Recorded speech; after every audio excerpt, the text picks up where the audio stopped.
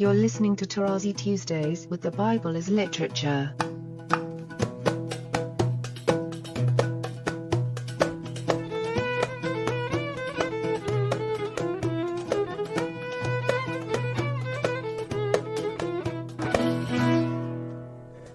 Hi, this is Father Mark Boulos, and you are listening to Tarazi Tuesdays with the Bible as Literature podcast.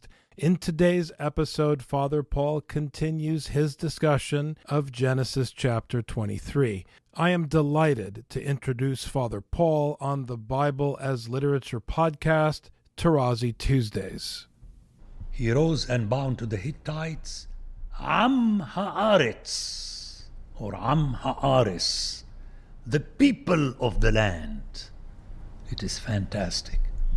This is the term we shall hear later in Jeremiah, referring to the Judahites that stayed in the land and did not go to Babylon. Notice the power of this qualification of the Hittites. And this was way before Exodus and way before the entrance to the land. There is no way that you could perceive this as a possession, but as an inheritance given to you as a gift from God through Ephron the Hittite. And notice the whole story is around death, the cemetery, okay, and the Afar, the Ephron. It's a great story to hear. It will be worth it to just hear it in the original. Actually, in my class of Hebrew, I'm going to concentrate on this chapter. We shall read it together. And he said to them, if you are willing that I should bury my dead out of my sight, hear me and entreat for me Ephron, the son of Sohar. Sohar. Okay? Now, you have again, as most of the time, a double strike in Hebrew. Ephron is already not Adamah, but even the dust of the Adamah. Plus here we have the use of a word, Sahar, Sahor, which reflects the yellowish red color. It is translated in Judges 5:10 as tawny.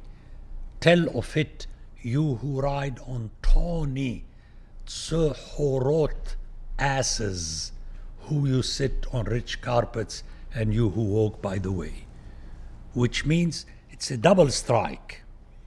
Already Adam, as we know from the Bible that the name Edom, Esau, the brother, wanted lentils that are red. There is a play. It's the same thing as Adam. Okay, Edom. Here the play is on another word that also reflects this color. So, this gentleman, whatever his original name was, is presented as a triple strike. Number one, the Hittites. Number two, Ephron. Number three, the son of Sohar. It cannot be missed. Impossible for someone who knows the original language. That he may give me the gave of Machpelah. It is the hif'il of the verb kapal, kafal, which means double up, secure, ensure.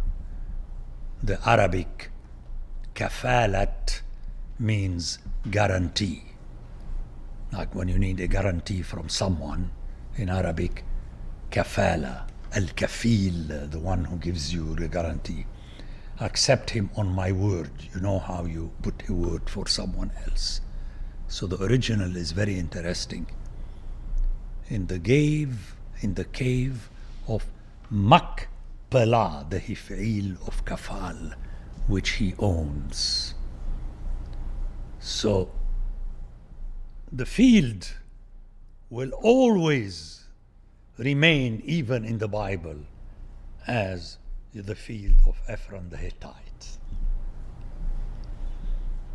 Were it not for Ephron, who would have accepted to give this land, even if Abraham decided to pay for it, then Abraham would not have had a place to bury his wife. And if not, then he could not say that this land is my land. So notice the importance of the original. An original here would hear it. An Arab would immediately guess that were it not, it's like today, for instance, if you want to buy and you don't have enough money, you ask someone else to give you the money you need. But then they want to make sure that you're not taking this as a loan, because you're applying for a loan, but you can't get enough loan. So technically, you have to sign a paper that you're giving this as a gift and not as a loan. You know the system. So please apply this to the text here. And don't say that ultimately Abraham purchased the land and it became his. Because if this offer would not have been made by the seller, that you, besides the loan with the bank, would also ask a relative or a friend to give you the difference as a gift, although behind the back of the bank you will try to pay him back. It has to be presented this way. I give this example to help my hearers to realize what's going on, and not we paid for it. It's like people do this, like in Israel, but we purchased a piece of land from this Palestinian and we paid them. And then when they don't pay, you take it anyway. So let's be very serious about this passage. That Abraham remains a ger toshab in the field of Ephron the Hittite. Okay? Through Sarah, the mother of Isaac. It is at the end of his field, Sadeh, very important field. It's a word that appears very early in Genesis. Field, if you like, it's more specific, your piece of Adamah, just to help my hearers to understand it. The way you use it in English, my field, my backyard, my garden, it's yours. Obviously, it's Adamah still, but it's your part of the Adamah.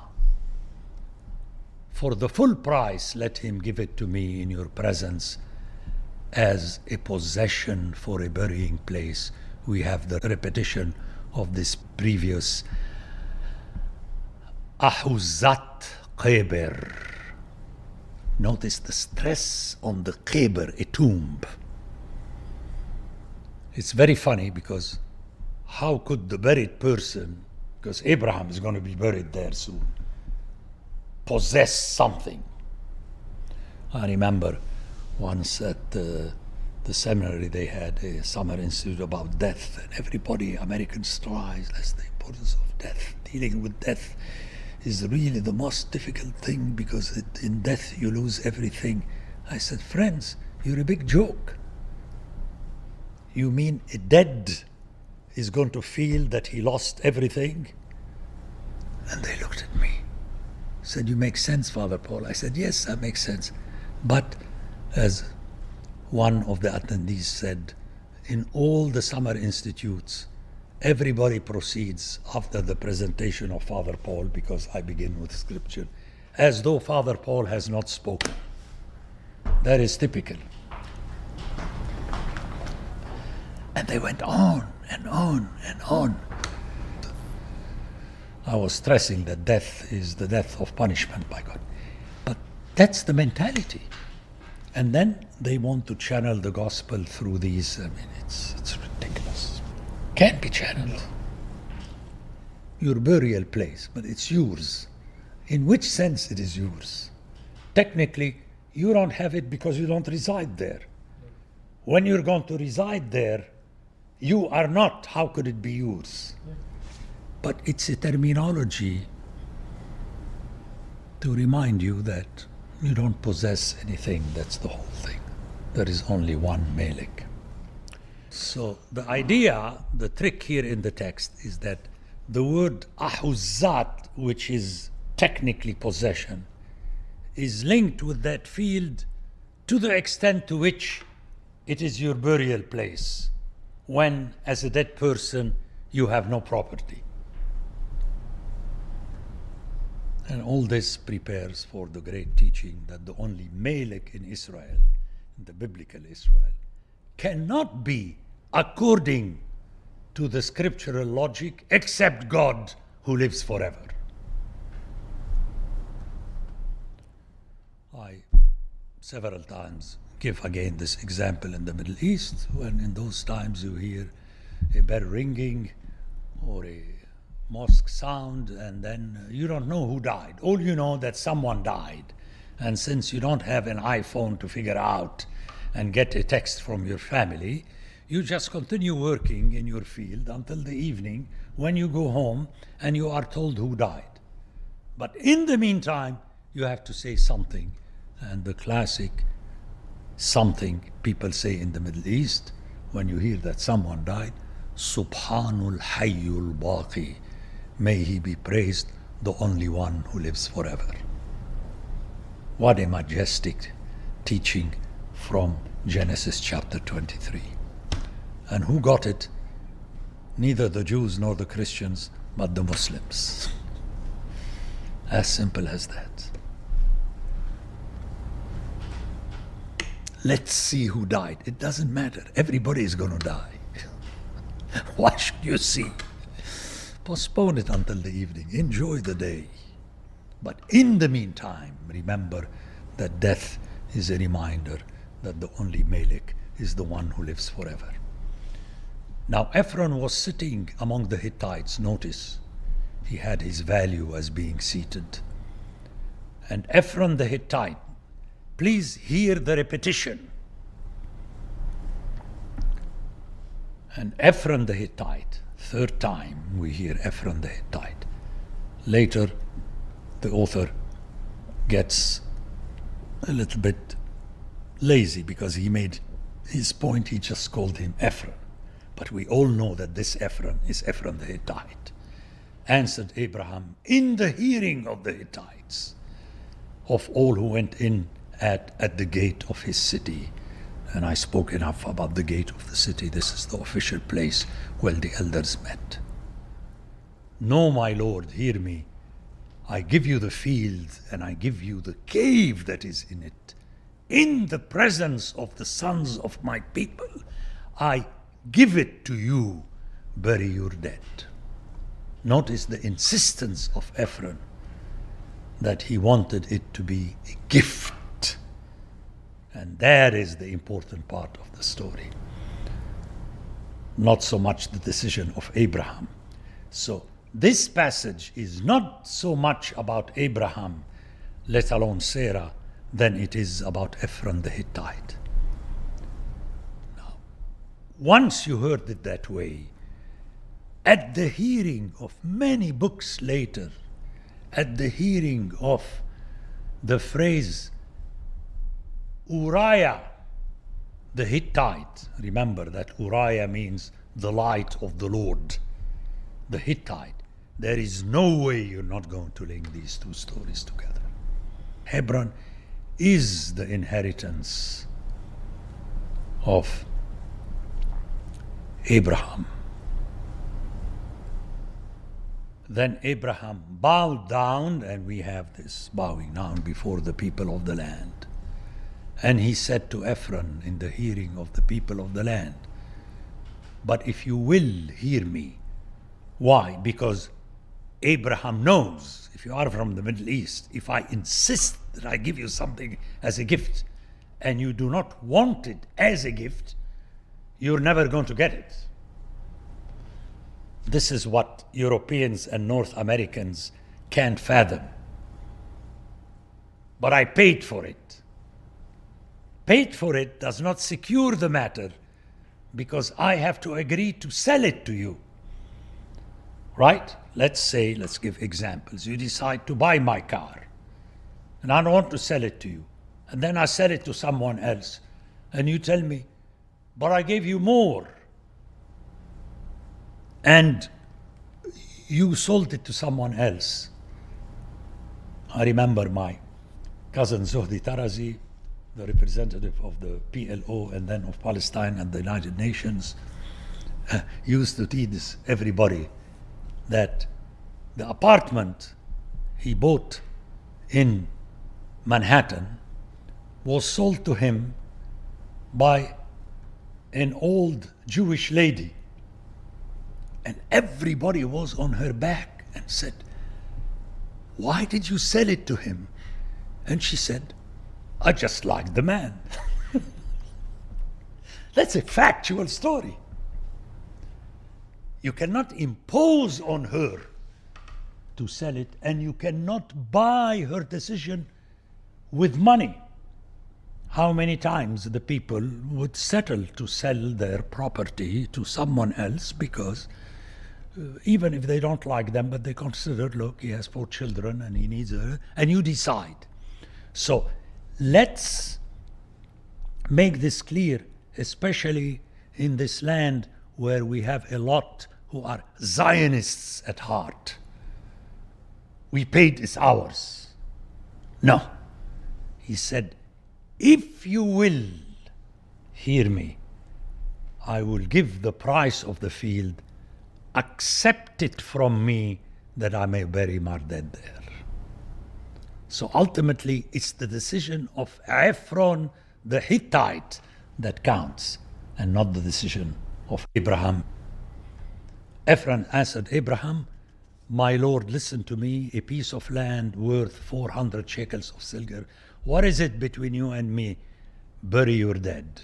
In other words, he gave in and he said, I'm going to sell it to you for a nominal price. We're not going to argue. You need it, and I'm going to give it to you. It's like, let's give an example, continue my example about, I look at you and, my property is worth 200,000 and I look at your situation. I said, okay, take it for 160.